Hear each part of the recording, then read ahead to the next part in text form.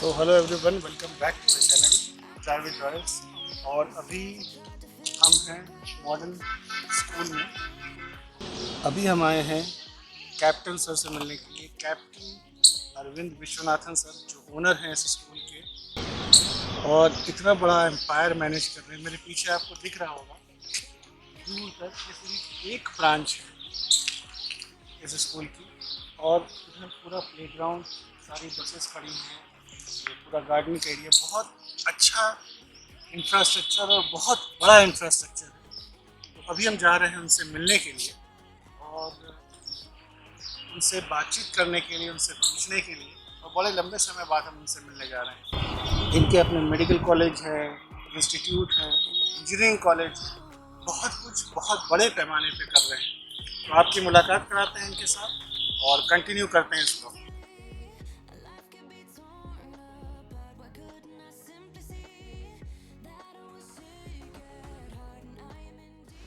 So good morning everyone, welcome back to the channel. और अभी हम हैं मॉडर्न स्कूल में, कानपुर रोड पे, और सर के साथ बैठे हैं। बड़े लंबे समय बाद सर से मुलाकात हुई है। So sir, thank you so much, आपने टाइम दिया। My pleasure sir, my pleasure. And आपके पास सर आने का दो पर्पस थे सर। कि एक तो सबसे पहले कि ये जानना है कि सर आपकी जर्नी कैसे शुरू हुई और इस सिचुएशन में चीज़ों को आप कैसे मैनेज करें, क्योंकि आपका इतना बड़ा एम्पायर है, इतने स्कूल्स हैं, इतने बच्चे हैं, इतने स्टाफ हैं, तो इस सिचुएशन में वो कैसे मैनेज किया। तो सर सबसे पहले ये जानना चाहेंगे सर कि आपकी जर्नी की शुरुआत कैसे हुई, आप इस एजुकेशन लाइन से कैसे जुड़े सर। गुड आफ्टरनून रेजी एंड ऑल द व्यूअर्स। बड़ी खुशी है कि आज मुझे ये मौका मिला है कि मैं कुछ कह सकूं। पहली बात तो मेरा नाम कैप्टन विश्वनाथन है। मैं आर्मर कोर का रिटायर्ड ऑफिसर हूं और मैं और मेरी वाइफ ने आज से 40 साल पहले ललितपुर में एक स्कूल की शुरुआत करी थी, क्योंकि मेरे बेटे को, जो 3 साल का था, आज वो डॉक्टर रोहिन विश्वनाथन है जो ये मॉडर्न ग्रुप ऑफ इंस्टीट्यूशंस को चलाता है, के लिए स्कूल नहीं था। तो मेरी वाइफ जो कि टीचर प्रोफेशन से थी, उन्होंने एक छोटा नर्सरी स्कूल अपने बच्चे के लिए शुरू किया और हमें पहले ही साल में 60 बच्चे मिल गए थे। और वो स्कूल को हमने ललितपुर में बड़ा किया, आईसीएससी से एफिलिएट करके आईसीएससी का स्कूल बना। और मैं फौज से आने के बाद में इन्होंने कहा कि नहीं, हमें स्कूल को और बढ़ाना चाहिए। तो मैंने झांसी में मॉडर्न पब्लिक स्कूल की शुरुआत करी 1993 में। उस स्कूल को बढ़ाते बढ़ाते हमारे पास अब सीबीएसई का स्कूल है, हमारे पास कॉलेजेस हैं, एजुकेशन कॉलेज है, मैनेजमेंट कॉलेज है, फार्मेसी कॉलेज है, नर्सिंग कॉलेज है, इंजीनियरिंग कॉलेज है, आर्किटेक्चर कॉलेज है। एंड हम लोगों ने स्कूल्स को एक प्रोफेशनल शेप भी दिया है। इस कोविड के दौरान हमारे ऊपर तकलीफ आई, क्योंकि हमारे पास जो स्टाफ था उनके सर्वाइवल के लिए हमारे पास कुछ इनकम नहीं आ रही थी और मूवमेंट सारे बंद हो गए थे। हालांकि स्टाफ का खर्चा तो चल रहा था, बीमारियां थी, घर में लोग बाग थे, और इस दौरान हमारे पास फीस भी नहीं आ रही थी। मगर सब ने मिलके, स्टाफ ने भी मदद करके, कम आधी तनख्वाह लेकर के सबने अपना अपना घर चलाया और हम इस पीरियड से गुजर के आ गए। अब स्कूल्स कुछ खुल गए हैं, थोड़ी बहुत फीस आने लगी है, और जो हमने थोड़ा बहुत, जो हमारे पास सेफ डिपॉजिट था, जो हमारे पास लिमिट्स थी, वो हमने पूरी लिमिट से सबको तनख्वाह दे दे के हमने समय को गुजारा। अब हमें ऐसी स्थिति में अभी भी बच्चे हमारे पास आ नहीं पा रहे हैं, क्योंकि पेरेंट्स के दिमाग में एक थोड़ा सा डर है कोविड की वजह से। जिसको कि हम अब बच्चे द्वारा ये मैसेज पहुंचा रहे कि नहीं, हमारे यहाँ सब कुछ सेफ है, डिस्टेंस का ध्यान दिया जा रहा है, सब जगह उनके टेम्परेचर चेक्स हो रहे हैं, सब जगह उनको अल्कोहल बेस्ड सैनिटाइजर्स दिए जा रहे हैं, एंड वी आर स्ट्रिक्ट कि बच्चा बिना मास्क के नहीं आएगा स्कूल में, दूरी रखेगा। बच्चे तो बच्चे ही होते हैं, फिर भी वे खेलने के वक्त आस पास, तो उनको समझाया जाता है। और इस समय काफ़ी हद तक बच्चे भी अब समझने लगे हैं कि इसमें उन्हीं का भला है। अब ऐसी स्थिति में रजी जी, पेरेंट्स, टीचर्स, बच्चे सभी मिल करके इस स्थिति को संभालने में सक्षम हैं। तो सर, अब चूंकि ये सिचुएशन सबके लाइफ में पहली बार आई, अब सडनली सब कुछ बंद हो गया, बट जो फीडबैक हमें मिला या जो हम देख रहे हैं कि स्कूल के टीचर्स के पास, आप लोग के पास काम बढ़ गया, कम नहीं हुआ बल्कि बढ़ गया, क्योंकि जिन टीचर्स ने कभी ऑनलाइन क्लास नहीं की, कभी उन लोगों ने मोबाइल ज़्यादा इस्तेमाल नहीं किया, व्हाट्सएप नहीं किया, या फिर जूम क्लासेस नहीं की, या गूगल मीट पे कोई इस तरीके की ट्रेनिंग नहीं है, कुछ नहीं किया, तो उससे उनका काम कई हद तक तो बढ़ गया। तो उसमें सर कैसे मैनेज करवाया आपने? टीचर कई तो ऐसे होंगे जो आपके पास पिछले 15 साल से 20 साल से होंगे, जो शुरुआत में कुछ उन्होंने कभी इस तरीके से टेक्नोलॉजी को इस्तेमाल ही नहीं किया होगा।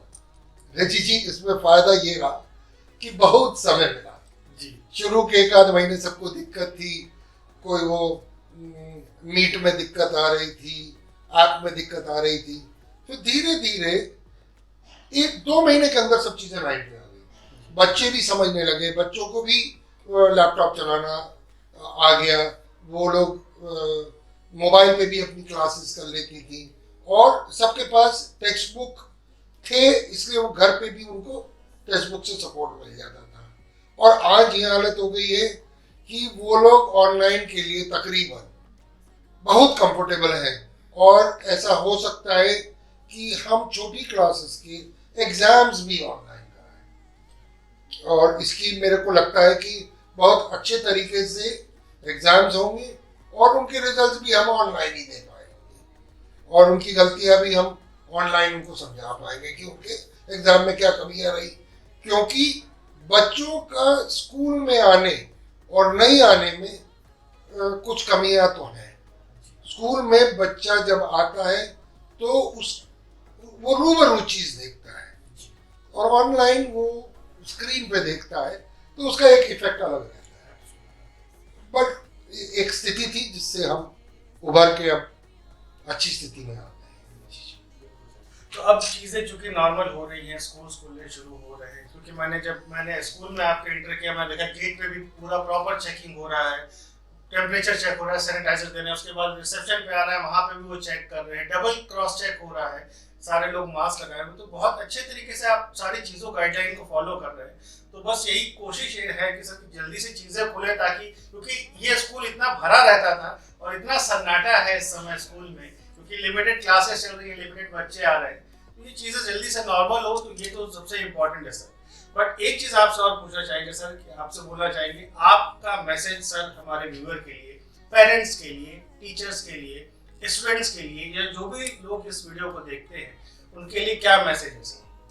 सबसे पहले तो सर, जो भी स्कूल है वो एक गुरुवर की दी हुई चीज है।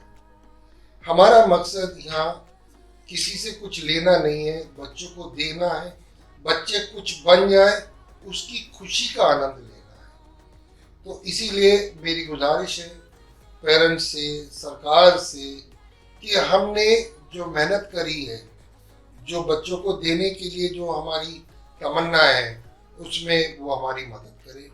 पेरेंट्स स्कूल को फीस दें तो हमारे टीचर्स खुश होकर के मेहनत करके आपके बच्चे को एक ऐसी स्थिति पे ले जाए कि आपको तो घमंड होए कि वो आपका बच्चा है, हमें भी घमंड होए कि ये हमारे स्कूल का पढ़ा हुआ बच्चा है। तो कृपया हमारे टीचरों से मिल करके अपने बच्चे को किसी भी प्रकार का इस दौरान नुकसान न हो, ऐसा आप लोग मदद कीजिए। और एक बात और, कुछ लोगों के भड़काव में न आए कि फीस नहीं देंगे भी तो कुछ नहीं होगा, ऐसा नहीं है। हमें सबको मिल बांट के इस स्थिति में एक दूसरे की मदद करके आगे बढ़ना चाहिए। जय हिंद, जय Bharat. Thank you so much sir, आपने इतना अच्छे से चीजों को बोला और इतना क्लियरली एक्सप्लेन किया sir, thank you so much. और हमारी दुआ ये है कि चीजें जल्दी से जल्दी नॉर्मल हो और सब कुछ वापस अपनी पटरी पे आए। Thank you sir, thank you so much, thank you. So friends, जैसा आपने देखा वीडियो में, सर ने बहुत अच्छे तरीके से बहुत डिटेल में चीज़ों को बताया और बहुत बड़े एम्पायर को मैनेज कर रहे हैं। इतने बच्चे, इतने ब्रांचेस, इतना कुछ ये चला रहे हैं। तो उम्मीद है आपको ये ब्लॉग पसंद आया होगा। अगर आपको ये ब्लॉग पसंद आता है please like, share and comment और अपने व्यूज़ ज़रूर बताएं, कमेंट ज़रूर करें। अगर आप कुछ जानना चाहते हैं इस स्कूल के बारे में तो पूरी डिटेल मैनेज कर रहे हैं, आपको दिख रहा होगा। तो बहुत बड़ी चीज़ें, बहुत अच्छे से चीज़ों को मैनेज कर रहे हैं। तो उम्मीद है आपको ये ब्लॉग पसंद आया होगा। Thank you so much for your like, support, please comment and आगे भी अपने सपोर्ट को नहीं बनाएं। Thank you so much everyone for watching this video. Thank you.